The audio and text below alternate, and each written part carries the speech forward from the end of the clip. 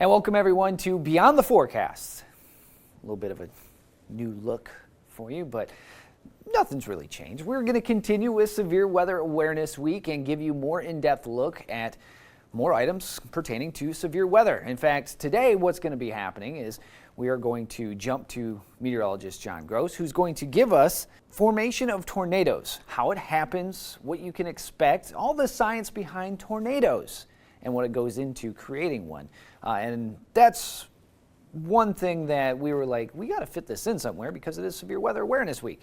So we're going to give you the in-depth science and formation of tornadoes with meteorologist John Gross. Right after that, we're going to take you into an interview with meteorologist Haley Fischetti interviewing one of the National Weather Service meteorologists, Pat Bach. And we're going to talk about Skywarn, what that program is, and what you can do to be a part of it. And then we're going to send it back to meteorologist John Gross for more formation, the science behind hail formation. So we have all that coming up for you today in today's episode of Beyond the Forecast. So a lot more science to get to and a lot more formation of severe weather as we continue with Severe Weather Awareness Week. But before we get too far into the show and to meteorologist John Gross, let's take a look back at this day in weather history. As yesterday we told you about the Great Flood of 1913. Today, March 27th, we are looking at Brownsville, Texas, and also Texas in general.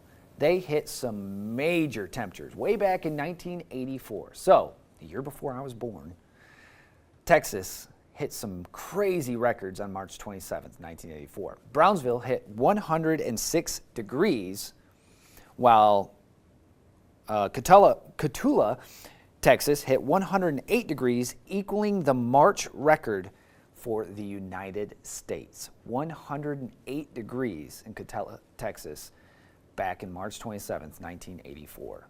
That's pretty wild. So, looking back at it, yes, we have had much warmer temperatures, but going back to March 1984, there's no warmer temperature than Cotulla, Texas at 108. That's a pretty wild one. So that's your this day in weather history for you. Now, trivia. Yesterday's trivia, we'll get to that and what the answer is for you. What do you call an extremely dry period with no rain? We asked you yesterday. And the answers we had for you was, is it summer? Is it dry spell? Is it water shortage? Or is it drought?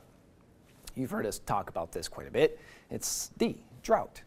Now, today's trivia, and you can weigh in yourself, that little QR code, if you scan that with your phone, it'll take you so you can vote, and it'll give us where everyone lays.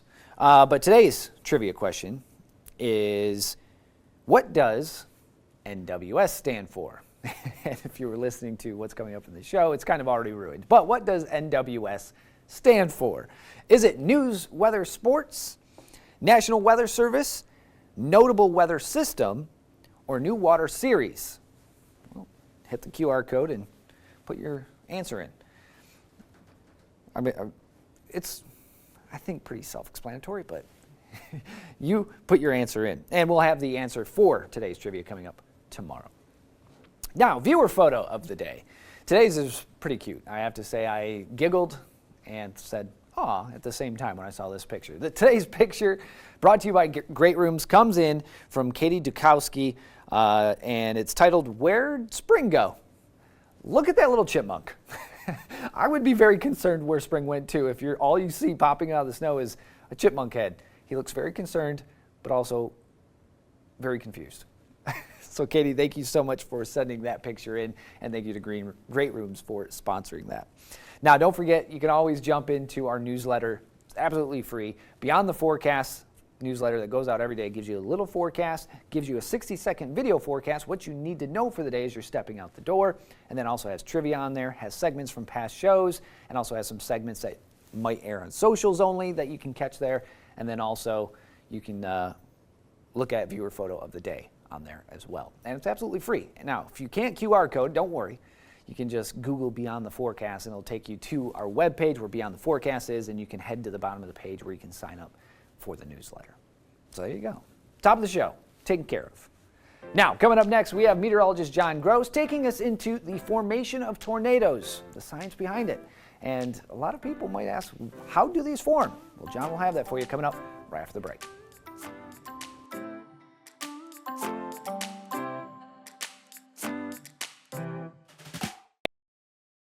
Hey there, everybody. Meteorologist John Gross, and today we are going to touch on what exactly is a tornado. We'll go ahead and talk about how they develop within the atmosphere themselves. We'll touch on the enhanced Fujita scale, how we rank tornadoes based off of their wind speed as well as the destruction that they can cause. Also touching on radar and how us meteorologists use that tool to see if we are talking about an active tornado situation or not. So a tornado, we've heard of the term before, but what exactly does it mean? Well, you're talking about a very violent column of air rotating, and it has to be connected technically from the base of a cumulonimbus cloud, usually otherwise known as a supercell, all the way down to the surface. Once we have that in play, that's when we can constitute it as a tornado. So let's go ahead and talk about how they develop within the atmosphere itself. Let's go ahead and get into our 3D box. Now you're talking about winds moving in different directions to start. You have warmer air there at the surface indicated by those red dots, colder air in the mid-levels of the atmosphere indicated by those blue dots. And notice how they were moving in different directions. That's when you're talking about warmer air and colder air clashing together. That's the early indications that we can start to see for rotation to start to develop within the atmosphere. So warmer air at the surface, and then you're talking about colder air in the mid-levels of the atmosphere. Eventually, once we start to see that, that's when we start to see those early indications of rotation, otherwise known as what we call horizontal rotation, right there in the mid-levels of the atmosphere. So now we're starting to see that spin of the air, otherwise known as vorticity. So once we have that, now we need to get that horizontal rotation in the vertical. And that's what our supercell is going to help us with, as we can see very, very strong lift within these supercells, otherwise known as a very strong updraft within the supercells.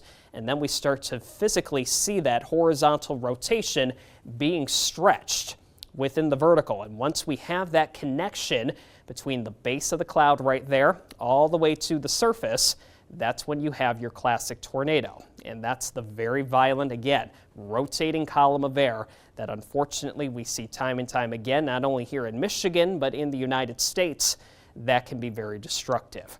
So that's how we see them develop within the atmosphere, but how do we categorize them?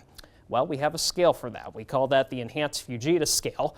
We go all the way from EF0 to at the bottom of the scale, or at least the strongest tornado we can see, categorized as an EF5. Now, on average, at least here in the state of Michigan, you're talking about an average of around 15 tornadoes per year, and usually we are on the lighter end of that scale, meaning you're talking about EF0s, EF1s, or even EF2s. Now, we have seen stronger tornadoes in the state of Michigan before. They're rare, but it can happen. Otherwise, when you're going towards different parts of the country, usually areas throughout the Great Plains, when you think of Nebraska, Kansas, areas in the Great Plains, you're talking about otherwise what you may have known as Tornado Alley. If you're going into the south, you might have heard of what's called Dixie Alley. That's where you can see those air masses, the colder air and the warmer air, as well as a lot of moisture coming together, and that makes it a lot more susceptible for tornadic activity to develop. But you can still talk about these tornadoes all the way from an EF0, 65 to 85 miles per hour. On the high end, an EF5 that can be very, very destructive. That's when we can talk about the winds, 200 plus miles per hour. So that's how we categorize tornadoes. Let's go ahead and talk about how we see them on radar as far as us meteorologists and what we're looking for as far as indications go. So here's a look at it, tornadoes, or at least what we call a classic hook echo. So here's a look at those key regions that you're talking about within the supercell itself. So the leading edge of the supercell, usually otherwise known as a gust front, usually you can talk about very strong winds on the leading edge of the supercell. Heavy rainfall, indicated by radar, we can talk about that time and time again. Usually indicated the colors, the reds, the oranges, and the yellows, and even still where you see some of those very vibrant colors, the reds, pinks, even sometimes purples on the map. That's usually an indication we have a very strong hail core within the supercell itself. Here's the winds we're talking about. Warm surface winds usually coming in from the south. Cold winds in the mid-levels of the atmosphere usually coming in from the north. That's when you see those air masses clashing together, and right where they meet, otherwise known as a debris ball. Sometimes we can see that with a very strong indication not only of rotation, but we can also potentially even see non-atmospheric things being lofted in the atmosphere, such as 2x4s, anything that might be in your yard.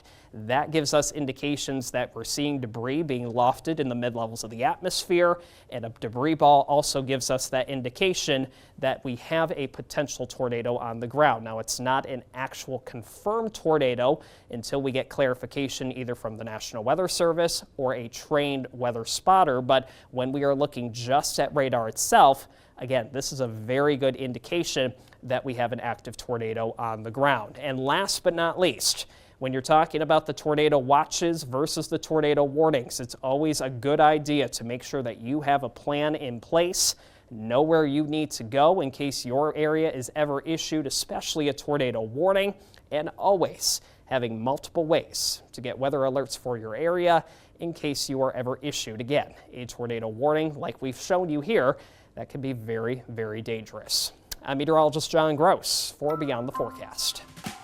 Thanks, John. Love that scientific explanation on how tornadoes form. Now, next up, meteorologist Haley Fischetti sits down with the warning coordinator and meteorologist at National Weather Service, Pat Bach, to talk about their SkyWarn program and how you can get involved. We'll have that right after the break.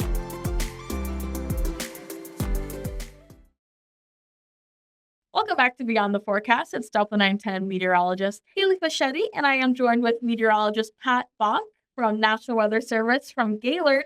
You are the warning coordinator for National Weather Service. Now, Pat, thank you so much for joining me today. Thanks, Haley. Yeah, so kind of just walk me through like what you do every day for your job. The National Weather Service has a lot of different career paths. What do you do when it comes to National Weather Service Gaylord? First and foremost, I'm a meteorologist, so I still do work forecast shifts and during morning operations as well. But my day-to-day duties is I work a lot with media, emergency managers, kind of like the outreach coordinator, like the external part of it. Make sure our forecasts and warnings and products that we're doing meet the needs of the external users. Amazing. Now, talking about severe weather week coming up as we head into the summer months, of course, thunderstorms going to be more prevalent across northern Michigan. And we kind of see these pop into our email as the news station, as a weather department, but we see these things called SkyWarn trainings. And I kind of wanted to talk to the viewers because northern Michigan is such a big place, and you cover a lot, we cover a lot of different weather situations all across northern Michigan. So could you walk through exactly what SkyWarn training is, what that program is for northern Michigan? Okay, the SkyWarn training we do every spring, it's basically a kind of a class to show people like what they might be seeing in the sky during as thunderstorms move in, what kind of weather features they're looking for, what it might mean as far as the type of severe weather that might be produced, either large hail, wind damage, tornadoes, things of that nature, and we also want to give people the information they need to do to kind of help themselves be ready and be prepared for severe weather, what they need to look for, and what if they are threatened, safety steps to take as well. Now, how does this actually help you guys every single day? Oh, sure. We have all our technology here at the office. We have our Doppler radar, which helps us a lot. Yeah. But the bottom line is storm spotters are kind of like our eyes and ears at their location. The radar does have its limitations. The radar beam leaves our office here in Gaylord, where we're up on a hill, and it covers northern Michigan well. Mm-hmm. But the farther away the radar beam gets from Gaylord, the beam is higher up in the sky. So like we see less of the low level features, and the spotters can tell us what they're actually seeing. We could see a storm that has potential to be doing certain things, but the spotters can confirm what the storm is or isn't doing, which helps us provide better warnings. Oh, I bet. I have those weather watchers every morning, and I call them my eyes and ears too, because sometimes it could be snowing in the Sioux, but raining in Mount Pleasant, and I don't know if the sky cams are down, so it's always great to have them. Not just for severe storms. We appreciate spotters year round providing us, like you said, the precipitation type, like rain or snow, or how much rain or snow is falling. That's also good information for us to have. No, I completely agree. Now, how can people get involved? Is there requirements? Obviously, we went to school to become meteorologists, but can just Sure. anyone do this? Anybody who has an interest in it, we do offer training every spring. We work with local emergency management agencies to provide training. There's also some online courses available as well, and you can link to those from our website. Oh, amazing. Is there anything in the near couple weeks, couple months around Northern Michigan to get involved? Sure, yeah. In fact, I'm going to be sharing those with you shortly. Where Oh, we're perfect. going to have, where we do have our summers, the spring list. We're just putting the finishing touches on that. We'll get that to you shortly, so you help us get the word out of those. And most of those are occurring in April this year. They're about 90 minutes. Okay. It kind of varies just a little bit depending on who's talking. Some people can be a little more chatty, Yeah. or if you have an audience that is very into it and they ask a lot of questions, that can also make it go a little longer. But about 90 minutes is about standard. Awesome. Well, thank you so much, Pat, for joining me and giving us all this great information. I'll make sure we have everyone know when they can join a Skywarn training close to them across Northern Michigan. Hopefully, we can get more eyes and ears across Northern Michigan for the severe weather season. Absolutely, very good. Thanks, Haley. Thanks, Haley. Thanks, Pat. And from all of us here and throughout the public, thank you for all your hard work at the National Weather Service. Now, coming up next, meteorologist John Gross takes us more into formation, but this time of hail. We'll have that coming up right after the break. Hey there, everyone. Meteorologist John Gross, and today we will be talking about what exactly is hail, how does it develop within a thunderstorm, and how do us meteorologists categorize different hailstones versus being severe to non-severe. Now, usually we're talking about convection within a thunderstorm when we start to see these hailstones develop. Four main things we look at when we're talking about hazards within a thunderstorm. You can have damaging winds, hail, the chance for tornadoes, and flash flooding concerns. So here's a look at our setup. You got the base of the cloud right here. You're talking about a cumulonimbus cloud reaching up into the atmosphere. And remember, as you're going up in height within the atmosphere, temperatures continue to get colder. Now, within the atmosphere itself and within that cloud base, you're talking about what we call updrafts and downdrafts.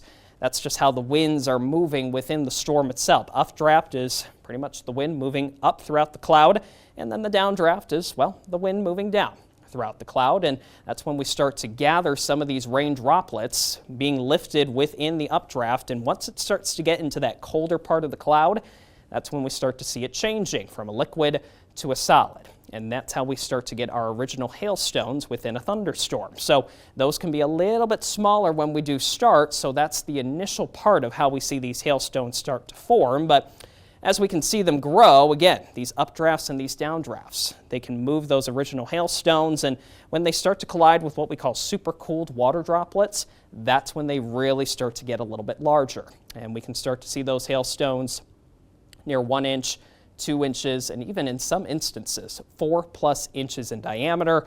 That's how you can really start to get those very, very large hailstones, and that's when it really starts to get dangerous if those hailstones get large enough to where they start to fall down to the surface. So eventually, those hailstones will start to get a little bit bigger, and two things can bring them down to the surface. One, gravity. It just is not supported. It's a lot heavier, and then it just falls naturally down to the surface, or the updraft can't support the weight of those hailstones, and there again, that's when we start to see it hail towards the surface. And that's, again, not good news for any property that you might have outdoors, depending especially on the size of that hailstone. Here's a look at those hailstones. At least we've put some circular objects towards what we do see as far as the size goes to make it a little bit more familiarized with you. But you do need at least 1 inch or greater for it to be categorized as severe. So when we're talking about non-severe hailstones, piece size, you could have dime to penny or even nickel size, but 1+ inch, that's when you start to get into quarter size, ping pong size hail, 1.5 right there. And even on the higher end, not as common, but it does happen. You can definitely start to get into 2+ inch hailstones. So golf ball, tennis ball, and even near baseball or softball sized hail, grapefruit sized hail, that's when you're really starting to talk about those hailstones getting large, near 4+ inches. Not good news for windows. Not good news for agriculture, not good news for your car, your home, or even yourself. You definitely do not want to find yourself outside during a hail core within a thunderstorm. Talking hail, I'm meteorologist John Gross for Beyond the Forecast. Thanks, John. And thank you, everyone, for hanging around for Beyond the Forecast today. Do truly appreciate it, and I hope you learned a little bit of something from today's episode and past episodes and future episodes. The tornado formation videos, as well as the interview with the National Weather Service meteorologist Pat Bach, as well as John's hail formation videos, will all be found on the Beyond the Forecast. But don't worry, also, if you miss an episode, those will be on there. And if you have YouTube, you can also watch the episodes over there on the 910 News YouTube channel. So, with all that being said, thank you so much for hanging out with us today, and hopefully you learned a little bit of weather from us today. And tomorrow, we're going to be talking about more severe weather. It's going to be the last day of our severe weather coverage and what you need to know and be aware of. And tomorrow, we're going to be looking at a fun experiment that shows convection, but also one thing we haven't hit yet that is a major concern is flooding. So we'll talk about flooding, we'll talk about a cool convection experiment, and then we'll also have a new podcast to show you. So thank you guys so much for being here today. We do truly appreciate it. Be good, stay safe, take care. For Meteorologist John Gross and Meteorologist Haley Fischetti, I'm Chief Meteorologist Michael Stevens. We'll catch you back here tomorrow on Beyond the Forecast. Take care, everybody.